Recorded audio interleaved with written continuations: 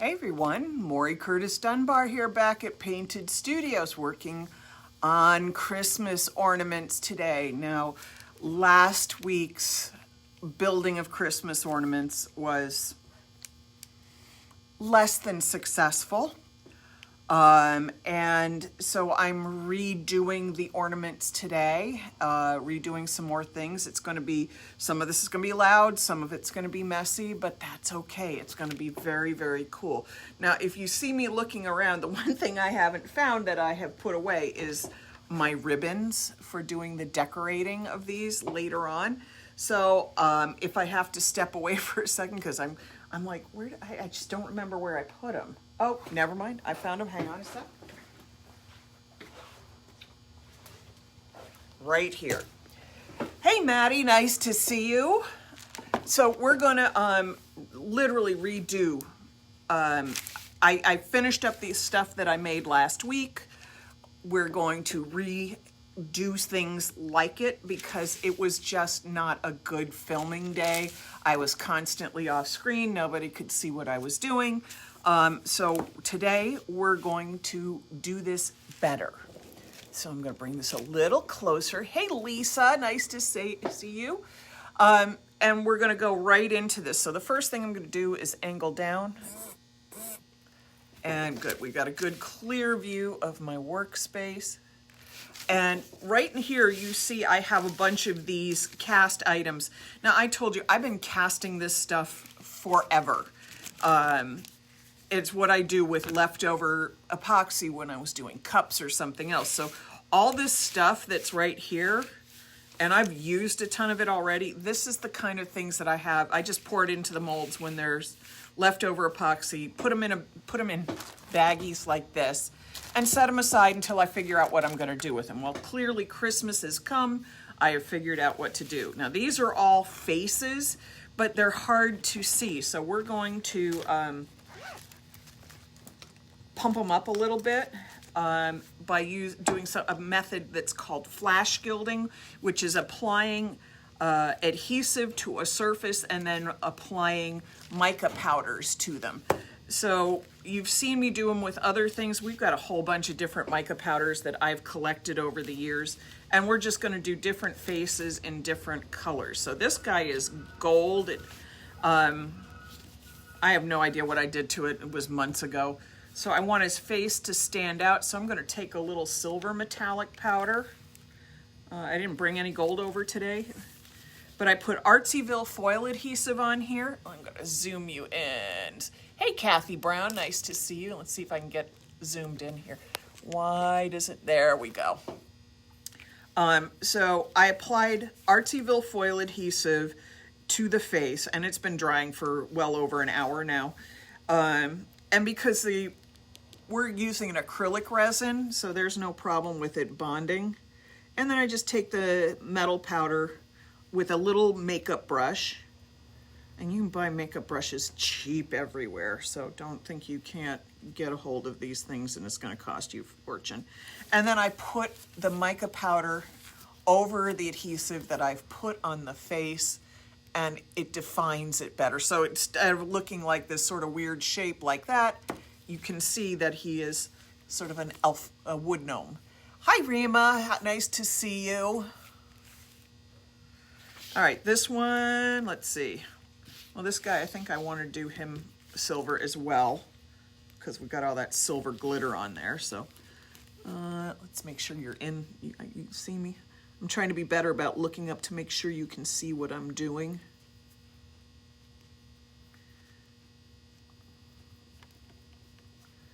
And what this does, it's specifically, I do it to define the face so you can actually see what these are.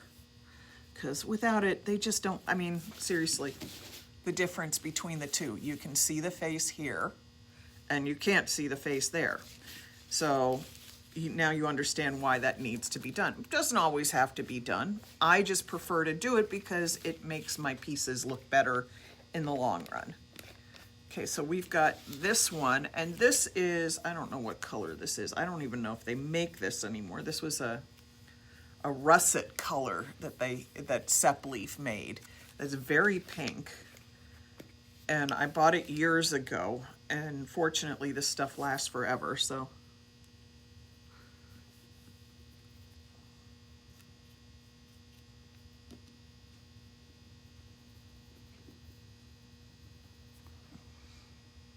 And I can go in there with just my brush because I can't cross-contaminate it.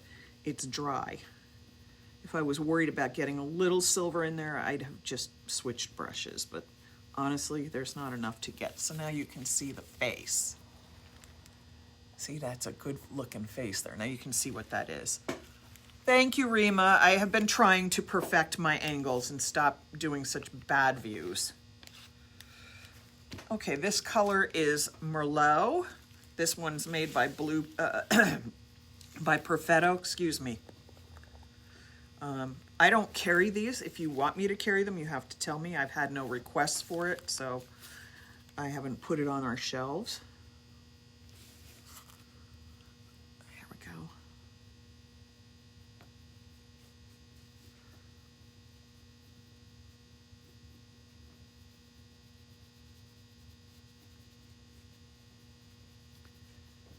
I think some of these I just dropped some pigment into to see how it would react. But see, now you can see the little face on that. Look how much better that is. Isn't that a pretty color? I don't even know if they, well, I shouldn't say I was thinking about the powder from SEP. I think this is from, it says Blue Pearl. Blue Pearl is manufactured by Perfetto. I think Jennifer Ferguson at Artistic Painting Studio may carry some of these. I can't promise you as that's the correct answer, though. I don't know for sure that she does. All right, so we've got another little bit of Blue Pearl Perfetto. Mica I told you I have a ton of this. I use it in other projects that I don't often do on camera. So we're going to take this.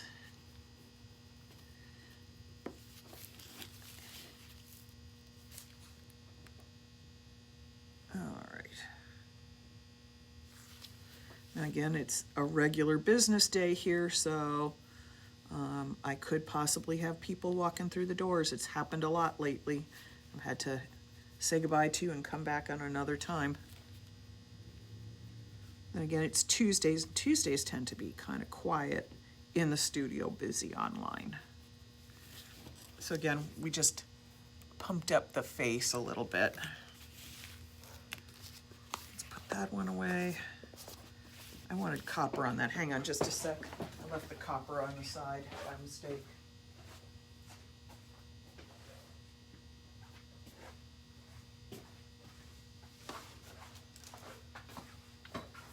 Okay, there's my copper.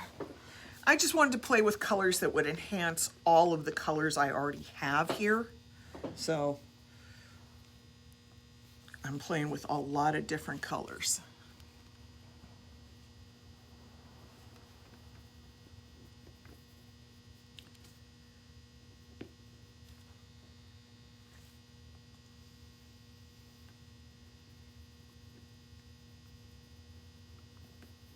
This process, if you're not familiar with it, is called flash gilding.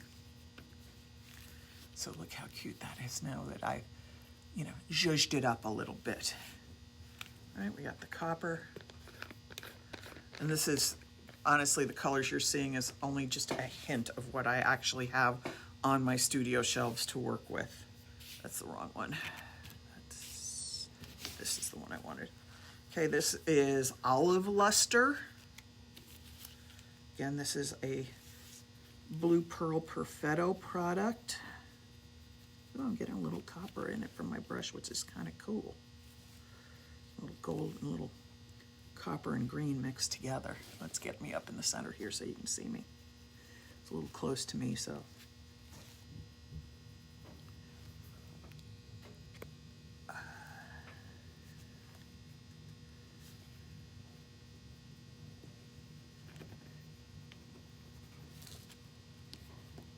And it's just the luster defines these facial features that doesn't happen with you just leaving it as it is. And I want to make sure you can tell what it is. Whoops, I dropped my brush.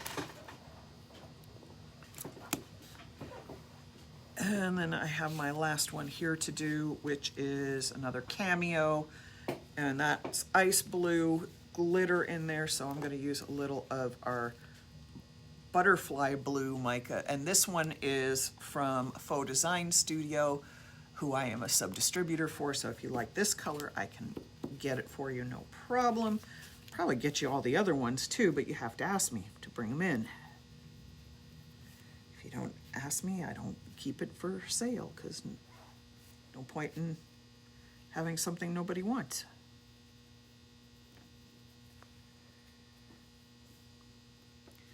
And then I don't have to top coat over this because the mica powder has sealed all of the stickiness that is normally a reason to top coat the Artsyville foil adhesive. The mica powder takes care of that. A little blob of something right there. There we go.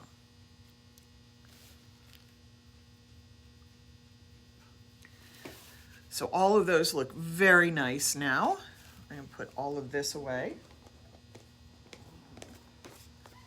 And a little damp paper towel here to make sure the mica is not flying everywhere while we're doing other things. We have a couple of these new designs to unmold. Now I did some skulls the other day. Let me zoom back out a little bit. Whoops, zoom out. Okay. I got a new mold the other day. This holds skulls. You can use it for casting candy or ice or anything else. So I cast it with resin and made up a bunch of different skulls. So we'll be making some ornaments out of that for our more gothy Christmas kind of people. But look how cool those came out. I just uncast them. I did not leave those for you to see me unmold because it was the first time using the mold and I didn't know what it was going to look like.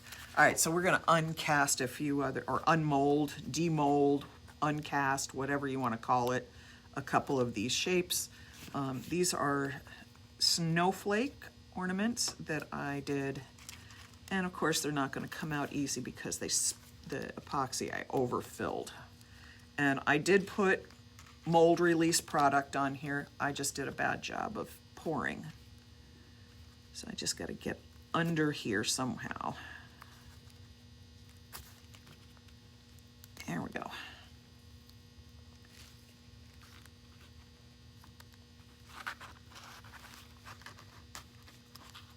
I'd be more worried about the quality of my epoxy if I didn't just unmold the skulls and know that my mix was just fine.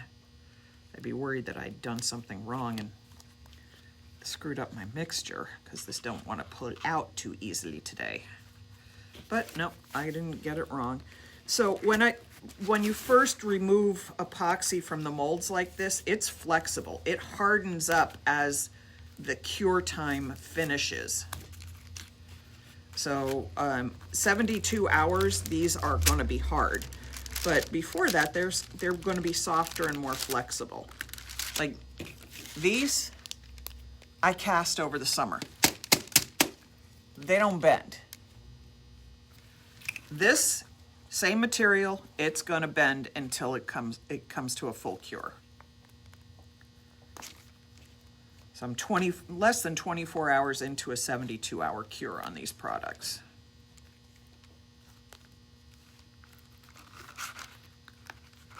I must not have put enough mold release on here because this is not normally an issue for me, but it was late in the day yesterday when I poured it and I had a long day. So I'm twisting this right now to release the center plug that gives me the little opening right there. And there is my ornament cast. I just have to clean it up, so I'll do that later. And don't worry if you make a mess on your mold like this. These molds are not, most of these molds aren't expensive, and they are designed to survive bad casting like I did here. They're designed to survive the beating.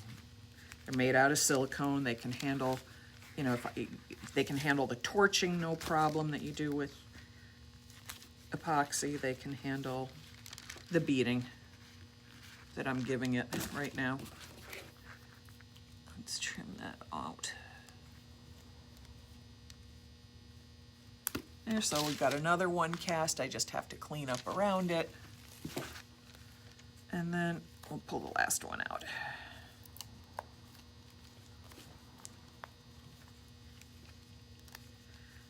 And then a little later I'll peel off any of the extra pieces that are floating around that I don't want on this. And look how pretty that is too. So to clean these up, and we'll do more of this afterwards, I can take a scissor right now. It's so soft that my scissor goes through it no problem without doing any damage to either the scissor or the design. Plus I didn't pour it like a mile thick. So I'm just coming in and I'm trimming, and then I'll have to use an X-Acto knife to go around the bottom areas here that are slightly rounded. My scissors won't get in there and clip that out neatly like I can do with this.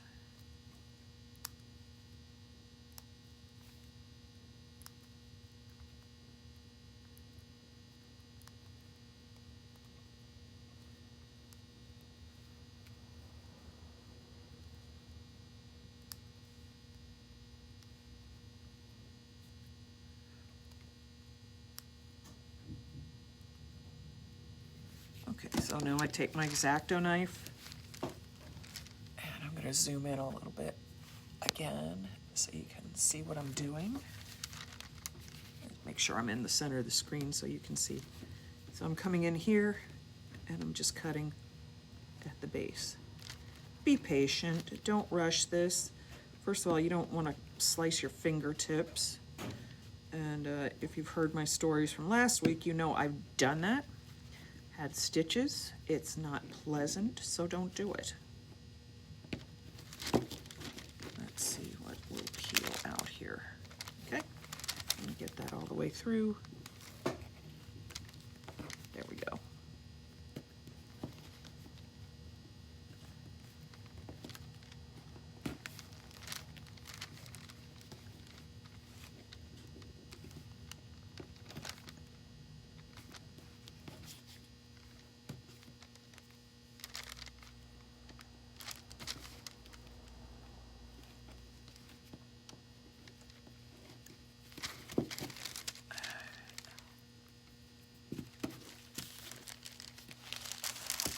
This one is art resin. I used up all of my studio liquid glass and I don't want to open any of the retail product right now. I'll order some more, but I can use liquid glass. Dries harder. Liquid, the art resin will stay a little more flexible. I've cast with both. They both cast nicely, but if I want something more crisp like this, normally I would use liquid glass.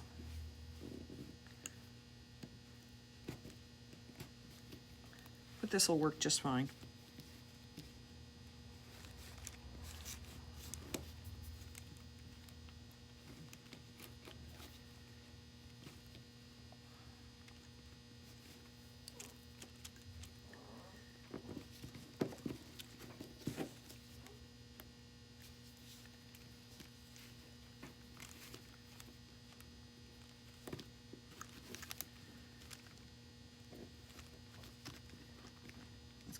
All cleared out of there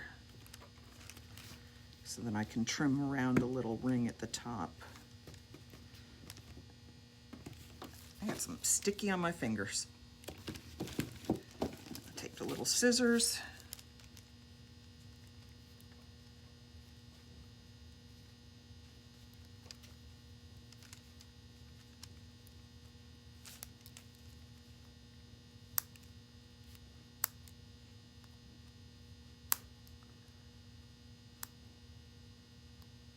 And if I've left any little sharp spots, in 24 hours I can sand. But look, I mean, that looks almost like Swarovski.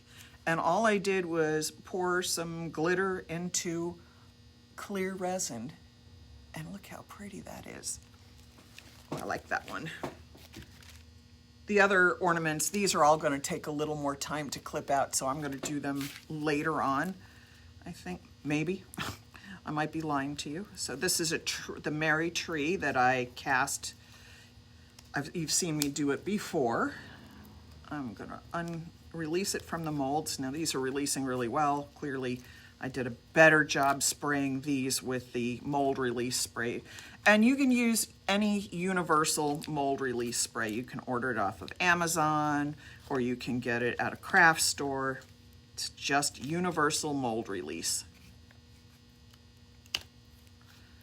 Look how pretty that came out. Oh, that's great. So I'm gonna come in, eventually I'll come back in here and do a little detail in the Mary so it can be seen. I'll probably do it in either silver or gold, so there's a nice little bit of contrast, but look how pretty that is. Okay, we got a couple of these to release, and then we'll start building some ornaments. Okay. So let's first get out. This mold holds this shape, which is very, very cool. I have been buying molds on and off for years. I have a drawer full, and I use them for different things. Sometimes I pour flat things like this that I can apply to surfaces. Sometimes I pour dimensional things like this that I can build into something else. So now I'm gonna zoom back out because we're a little close in and I may have to do a little bit of crazy stuff to get the mold to release. I may have to bend in a lot of directions, and that'll end up off camera if I don't zoom back out. So now I'm releasing the bottom.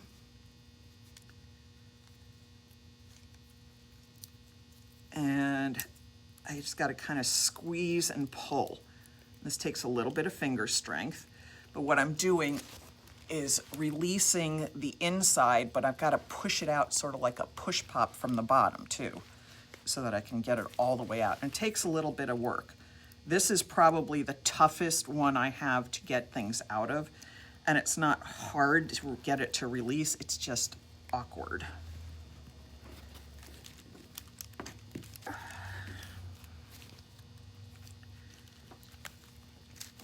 There we go.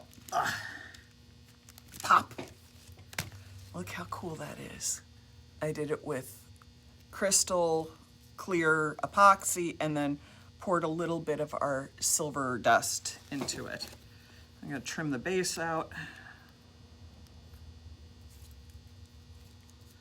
And when I zoom in to build stuff, you'll see these up close. Now the challenge with casting something like this is the bubbles. And the bubbles will want to rise, but if you torch this too much, it'll also start to solidify because heat actually speeds the cure time. Are there moon molds? Yeah, there you can find moon. You just got to do a little Google search. I buy mine on Amazon or I order them from Etsy. I have several coming into the country right now that were being made in the Ukraine. I thought they were local. I was wrong. But they're being made in the Ukraine. But look how pretty that is. And I just clean up the bottom. Now we've got our last two to unmold. These are trees, which, as you recall from the other day, I turned into ornaments like this. And I also made this guy because I had a bad casting and so I needed to take the top out, and I now, come on, turn on my little tea light. There we go. So now I made this little festive light. So we're going to actually make at least one of these today. And that's where we're going to get loud and ugly, because there's tools that come and get involved in here that I know you all don't like the sound of because you told me last time. Right, so this one just sort of peels down like a banana because they're thin, so I can roll them down and just peel it out. Come on, all the way. Yep, there we go. And then I pop it back out. Now, I knew I could have some of the shatter come out like it did, but I didn't care because I knew I was also going to be converting at least one of these into another little light like this. So I'm going to have to cut part of the top of this off anyway. But that came out really nice. Look how pretty that is. And bring my other light over a little better. There we go. Look how pretty that is. All right, there's the last one to unmold.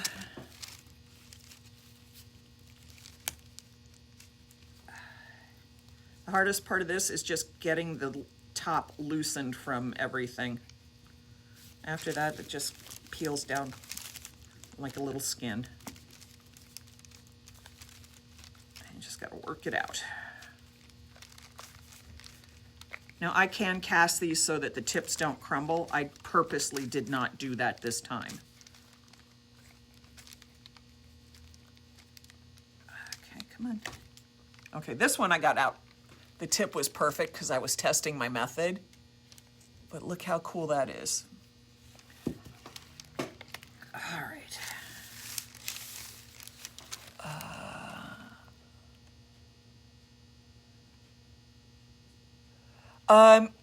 Rima, there's different ways of doing it. So sometimes when I do this, for example, for this one, I took a little drop of epoxy, I dropped it into the tip.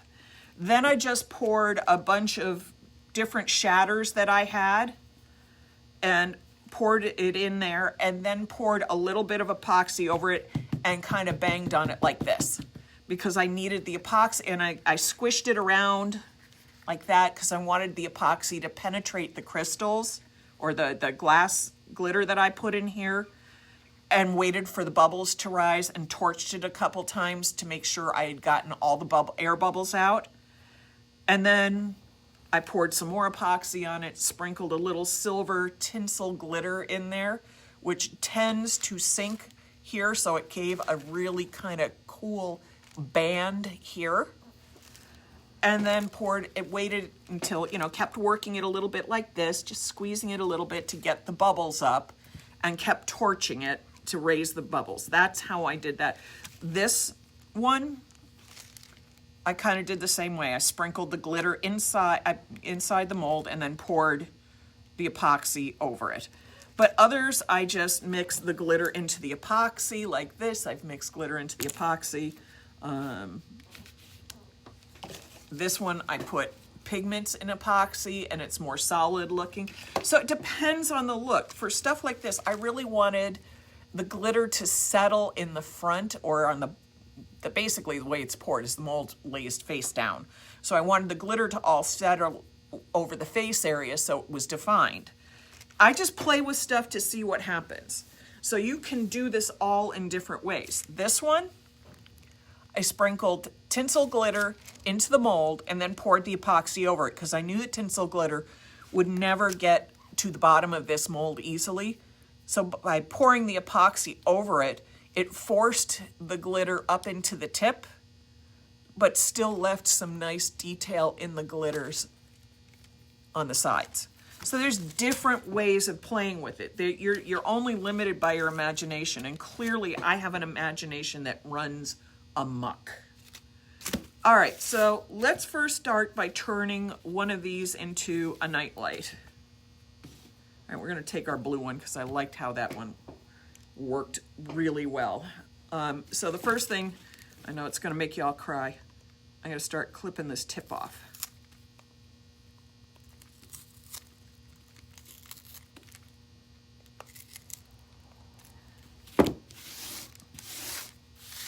Now you could do this, turn this into a light without that, but I loved the way the crystal looked on it so much that I'm creating a new setting for the crystals.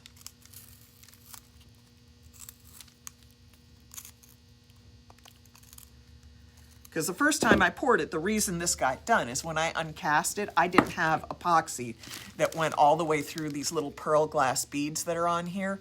And so I pulled it out and it just, basically fell apart. Okay. I like to have my little light here sitting and flashing at me. It inspires me. All right, so next we're gonna work with a Dremel, and you all are gonna hate this. It's gonna be loud, it's gonna be unpleasant. I'm warning you ahead of time. Let me grab an extra tea light, see if I've got one that's working here.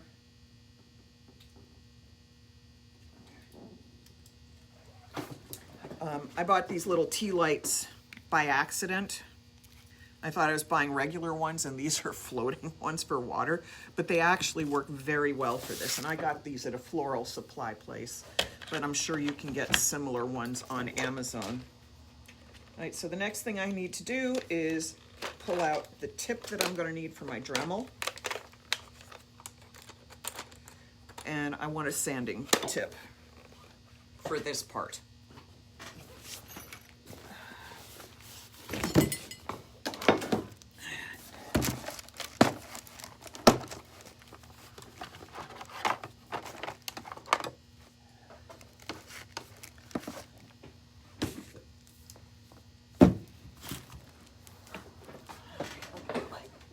Outlet. All right, I'm plugged in. Now this makes a really loud, high-pitched whine. So when I start it, if you don't like that, turn the volume down. I'm warning you ahead of time. I did not warn you all last time, and it was rough. I'm not starting it up yet, so take a second. I'm just changing my tip. So when you have a Dremel, there's a lock button right here. I'm going to zoom back in so you can see what I'm doing. Sorry, fingers in the screen. Every once in a while my camera switches and locks up. There we go, we're a little closer. So this is a polish, more a fine sanding tip right there. So I'm not doing that one. People keep sending me messages even though I've turned stuff off. So this is the locking button right here. You push it down, that locks the neck of this, otherwise known as a collet. And there's different size inserts that go in your tip here, so that if you have something with a smaller shank than this, you can use something else. And I have actually done that. I have different size accessory items here that need to be fitted with a different size collet. Okay, so I've locked that on. All right, everybody, this is the time to turn your sound down, because this is going to make a very high-pitched whine and then a grinding sound, and you're not going to like it. It's not bad now, but as soon as it goes on here, you're going to be really unhappy. So turn the volume down if you don't like loud noises.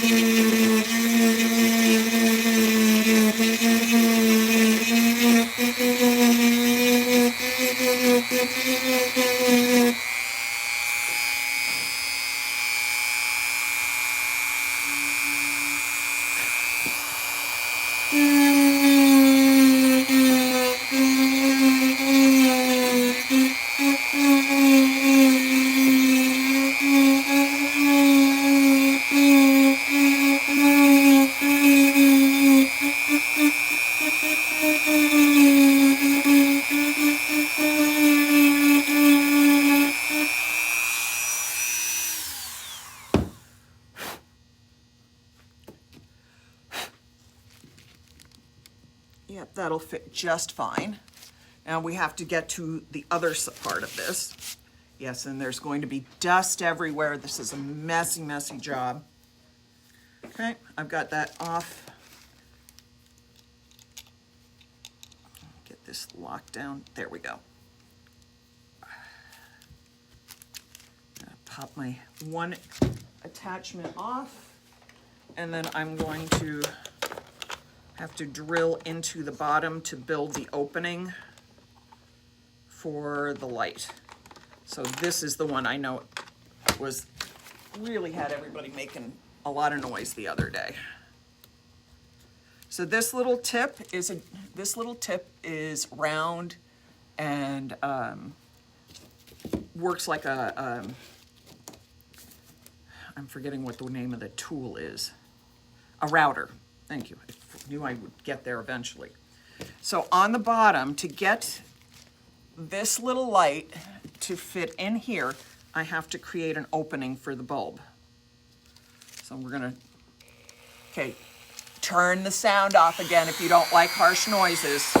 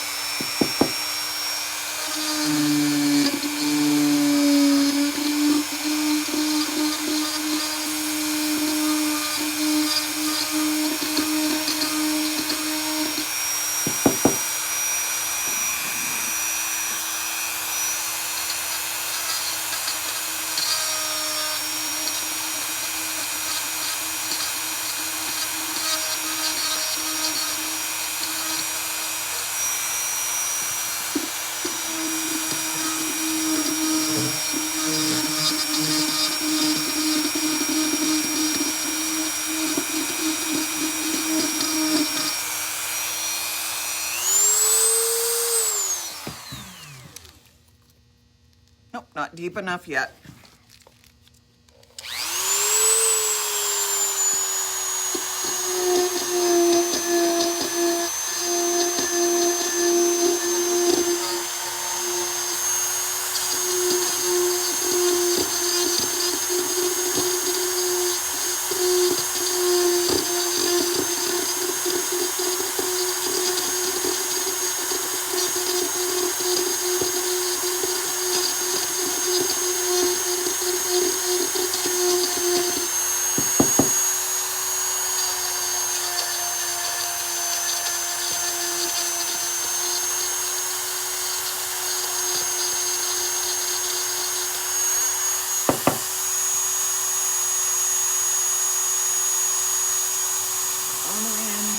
Yep. Okay, so that's done. And clearly this is not a dust-free job. All right, so let's clean that up, get some of the mess out of the way.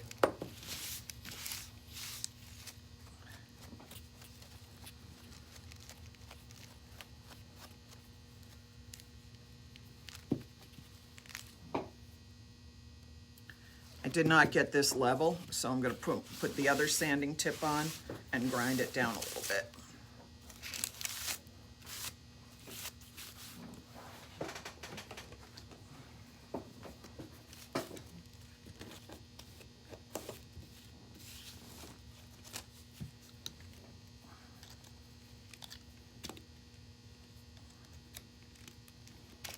I'm going to use the finer grinder this time. A little more control.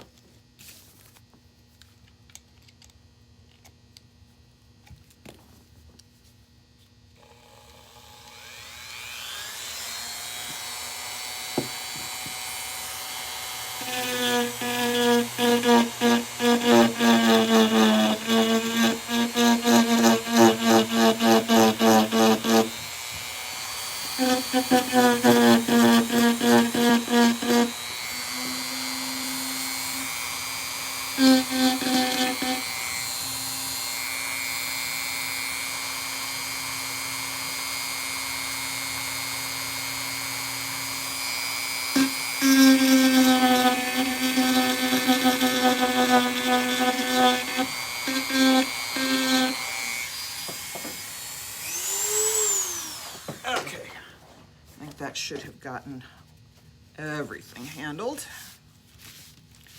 All right, let's clean this off.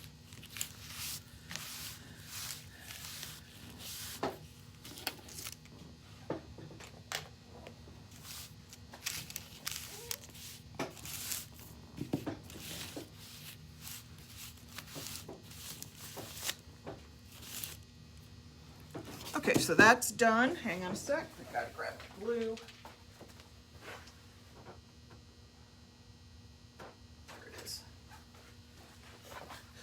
glue wasn't in its normal space. It was 2 inches away from it and I couldn't find it.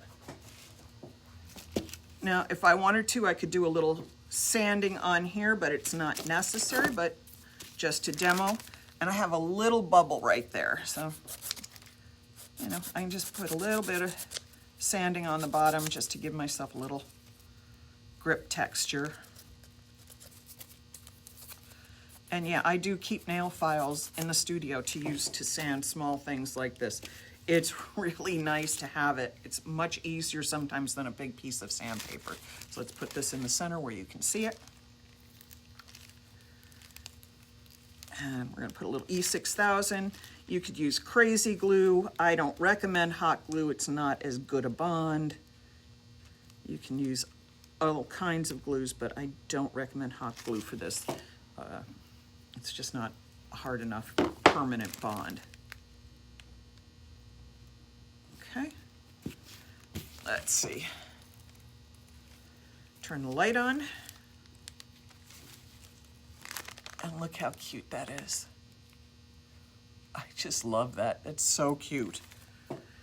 Okay, so now we're gonna build an ornament. And just so you know, if you don't have a Dremel like I did to build this one and put the bottom, you know what? A little coping saw, little jigsaw, an expensive one from the hardware store, and a big drill bit for the bottom, and you're good. I just happen to have those tools, so those are the ones I use. All right, let me pull out my saw, not the saw, my drill, so we can drill some holes in some things and build another ornament. All right.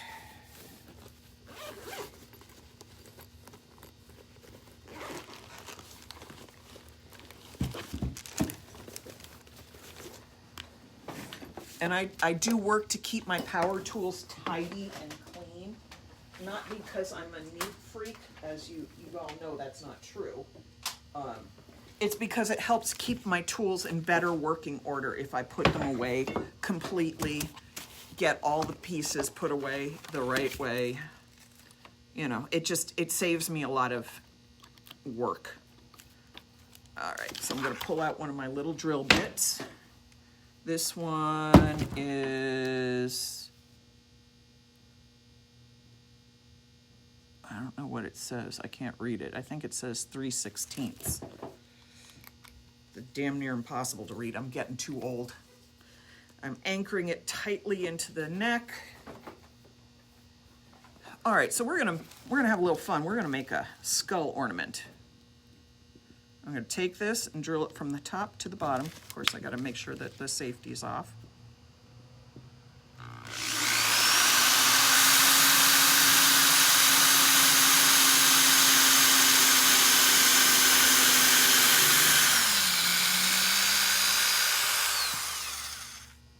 And that went right to the one spot I didn't want it to go, but that'll work. I can catch it. See, I can see what you might not be able to see. See that white line there? That's where the drill went through. So I can easily catch up the drill on the other side.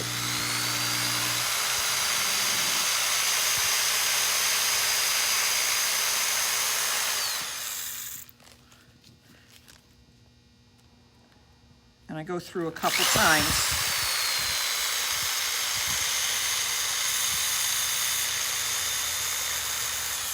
To make sure that I've really cleared the passage for the wire that I'm going to put through.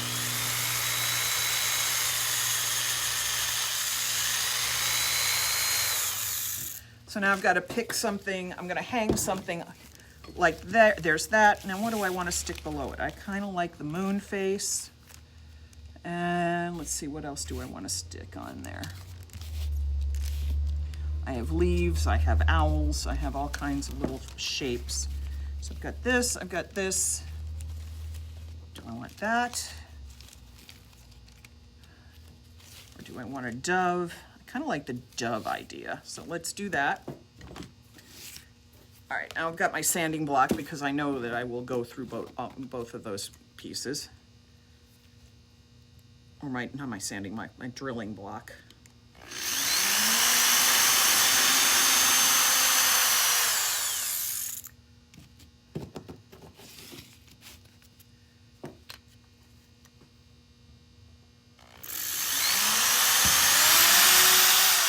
sorry, I'm off camera, so you can't see what I'm doing. That wasn't my intention. So I'm drilling a hole in the top and the bottom.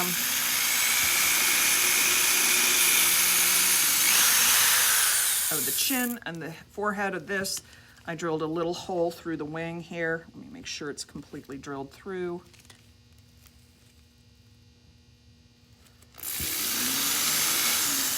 There we go. So I've done all the drilling for the three pieces. 1, 2, 3, right there. And then I'm gonna take some wire.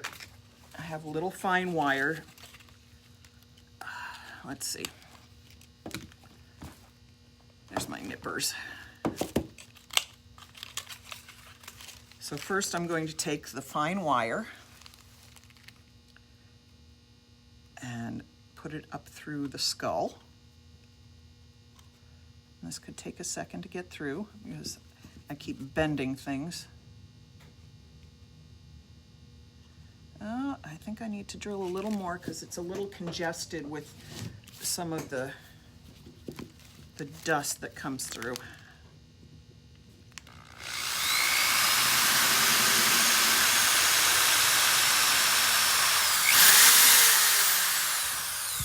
Sorry for the noise. Let's just say every time you see a power tool come out and in my hands, you need to turn the volume down.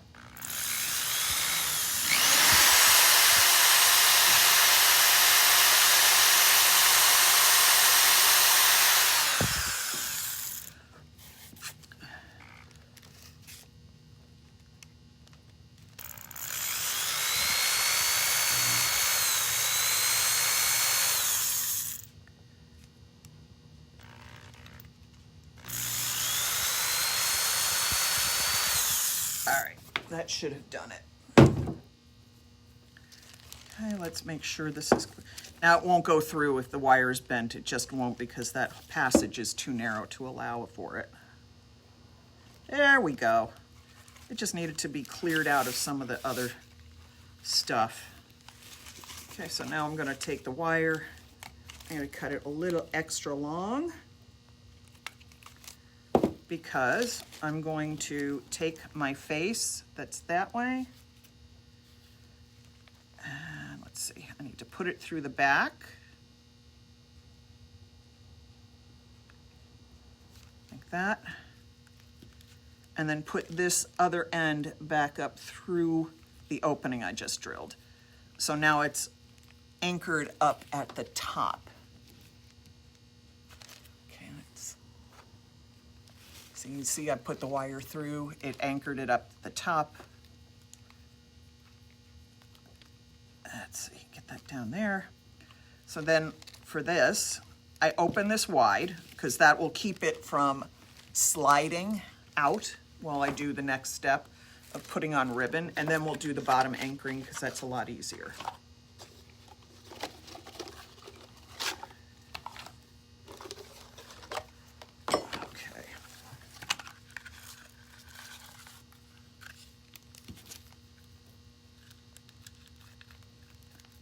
Gold ribbon here. And let's see, what other ribbon should I use to create this? I think we'll use some of this one that you can't see because I'm trimming it off camera. So I'm going to make my hanging loop from this.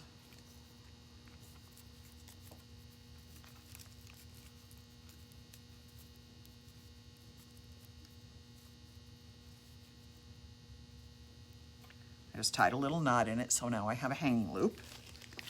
And I have my bow here that I'm going to do. So now I've got to get this in the right position. Okay. Let's do this. And I'm going to take it and give it a little twist.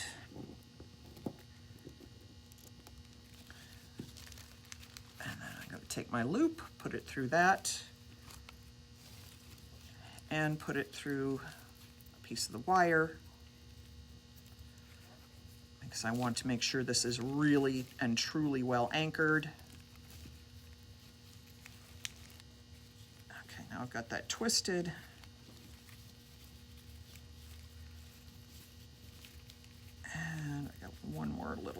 to tie here. Oh, this is, now it's fighting me. And this happens. I go through this at least with the first every of each ornament I do, and then all of a sudden I've got it and it's perfect. But today it wants to fight me.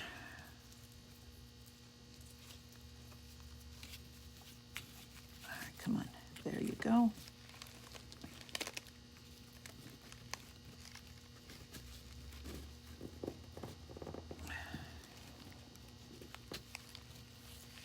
There we go. Now it's tied together.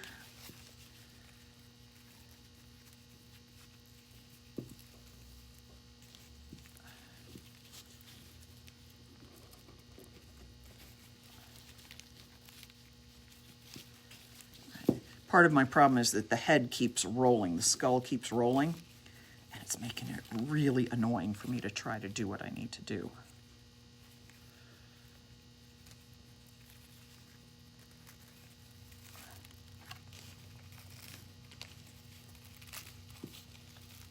Okay, now everything's knotted together, including the wire. And so I take the wire and just twist and twist.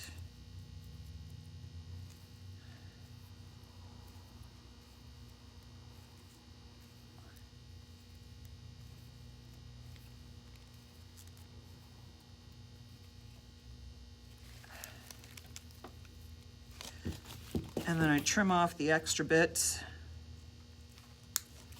Take this little piece back, twist it under so that nobody catches a finger on it.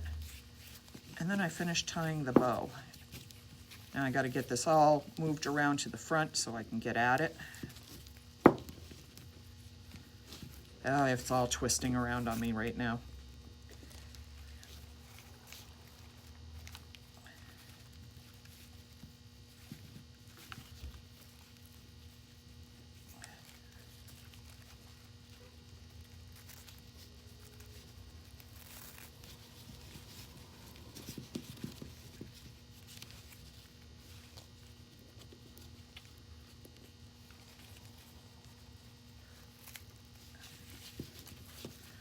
So I'm doing it this way with the extra wire wrapped around the ribbon, specifically because I know ornaments can take a beating when they go into storage and stuff. So I've done this so many times. I try to make mine me-proof. And by that I mean, if I was the one doing it, putting away this ornament, I need to make it so that I can't smash it. All right, so we had our little dove here.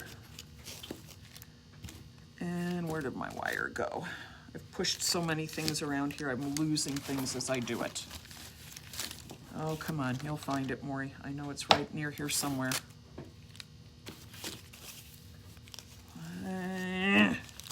What did I do with it?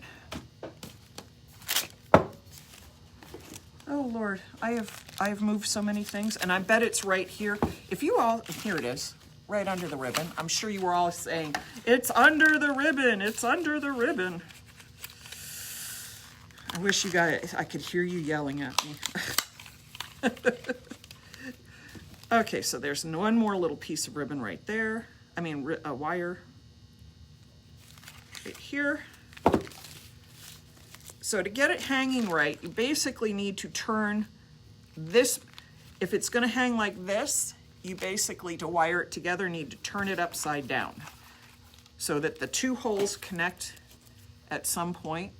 So there's this one here and this one under the chin. Now, if you're a jewelry person and have really big jump rings, this would work, that would work too. I don't have a lot of big jump rings, so I wire things. And again, twisting.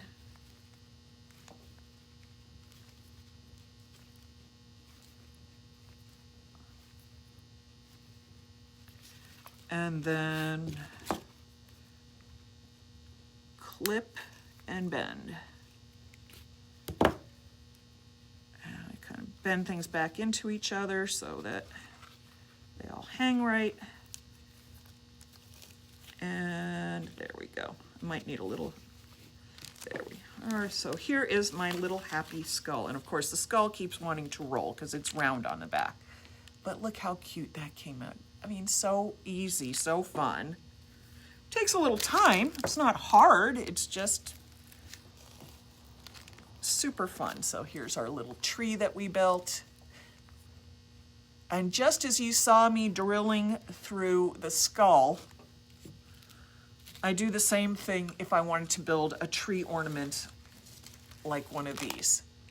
I drill all the way through the top, check it on the bottom, come back and drill until the passage is clear, and then I wired it like I did the skull ornament that I just did. The wire comes through, I anchor the dangle, I bring it back up, tie on the ribbon. Then I take care of the bottom dangle. Or you could wire all of these together first and then put it in as the final piece. But again, it's super easy, super fun. Great way to make use of, when you do an epoxy pour, any extra resin left over, because then you just build stuff out of it and make wonderful ornaments or decorative pieces, or even pieces that if you want to, you can add them to a piece of furniture or to a canvas or whatever you want. All right, let's flip this back up. Oh, we're very close up. Nobody needs to see me that close. Okay, so the one other thing I wanted to remind you of, again, we are in the middle of our Advent calendar sale. So, turn this light off. It's glaring in my eyes. Oh, wow, I'm blind. We're in the middle of our Advent calendar sale. So you can check back each day to see which products are on sale today. Today's sale product is our Old Masters water-based stain tint base, which means you can create stains in any color. You just need the pigments. You can add whatever colorants you like to it. It makes a wonderful water-based stain. And we have loads of it. It is 35% off. So if you're a person who needs to create stains in specific colors, this is your product. Don't hesitate to buy it. It's a wonderful, wonderful product. You'll love how it works. And after this, I'm going to finish building the rest of my ornaments today. And I think that's my plan for the day. Let me see if I've missed anything. Fraser, nice to see you here. Thank you, Rima. Gosh, all these wonderful comments. So you put in the crystals after you pour. I think I answered that, Rima, is that you can put them in at any time. It just depends on the final look. So to get something like this, you pour a little bit of epoxy in, then pour in the glitter or the shatter or whatever products you want to put in to get this look. Pour a little epoxy in it, then work the mold to get the bubbles out and get the epoxy all the way through the product. Pour some more in, layer some more glitter. It will eventually settle so that you get this cool band of stuff, but look how we put the tinsel glitter all the way in through it in strands, which I loved. Or you can mix your epoxy pigments into it and get a solid result like this and these. Or you can mix your glitter into the epoxy itself, completely mix it in before you pour anything, and you get more results like this, where the glitter is consistent all the way through it versus having it settle in spots like this. So there's lots of ways to play. Just don't limit your imagination. Yep, that's a Dremel. Oh, are those moon molds? Oh, yes, you asked me. I thought you were asking me if I could find moon molds. Yes, you can find moon molds. Yes, these are moon face molds. Look how I love stuff like that. Those branches, the branches that Rima liked, the branches, this was from a cake decorating mold that I got, I think, at Michael's. Okay, I think I answered everything. Sorry, I'm blind too, so I'm squinting. Oh, thank you, Rima. I am adventurous with colors. It's just because I want to see what happens. Okay, I think I answered everybody's questions. Of course, if I didn't, I will go through the remarks after I post this to Facebook. I will answer any questions that were written. I will put them in writing so that you can find the answers a little more easily than scrolling through the video. And of course, please use that little arrow button down here. Sprinkle the love. Help us grow. We appreciate everybody who does that. And meanwhile, I'll catch you all later. Have a good one. Bye-bye.